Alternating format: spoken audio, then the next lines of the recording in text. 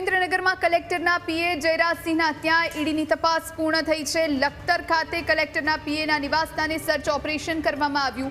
જયરાજસિંહ ઝાલાના ઘરે 24 કલાક તપાસ કરવામાં આવી। ગઈકાલ મોડી સાંજે આ સર્ચ ઓપરેશન પૂર્ણ થયું।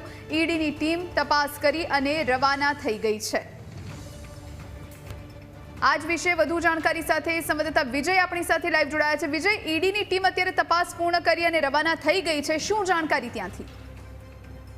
જી વાત કરવામાં આવે તો જે સુરેન્દ્રનગરના કલેક્ટર અને નાયબ મામલતદાર તેમજ તેના પીએને ત્યાં ઈડીની રેડ અને સર્ચ ઓપરેશન હાથ ધરવામાં આવ્યું છે। ત્યારે સર્ચ ઓપરેશન 24 કલાક થવા છતાં પણ ત્યાં જે કલેક્ટરના પીએ છે તેના ત્યાં સર્ચ ઓપરેશન તપાસ હાથ ધરવામાં આવી હતી। ત્યારે આ તપાસ હાલ પૂર્ણ થઈ છે અને ઈડીની ટીમ રવાના થઈ છે। ત્યારે વાત કરવામાં આવે તો ક્યાંક ને ક્યાંક 400 કરોડની જમીન કૌભાંડને લઈ બંદૂકના લાયસન્સ સુધીના જે અગાઉના કલેક્ટર દ્વારા કે રાજેશ દ્વારા લાયસન્સો આપવામાં આવ્યા હતા તેને લઈને આ સુરેન્દ્રનગર જિલ્લા કલેક્ટરો જે છે તે વિવાદમાં રહ્યા છે। ત્યારે ક્યાંક ને ક્યાંક આવા કૌભાંડીઓ બાબુઓની સામે પણ હજુ પણ વધુ તપાસ થાય તો અનેક એવા ચોંકાવનારા ખુલાસાઓ સામે આવી શકે છે।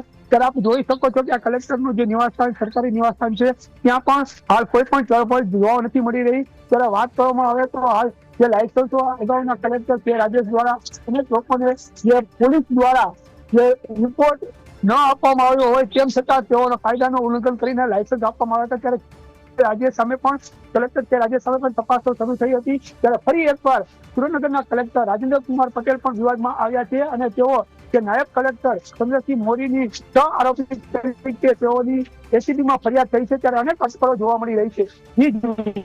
વિજય, આભાર આપનો, આપ જોડાઈને જાણકારી આપી તે માટે।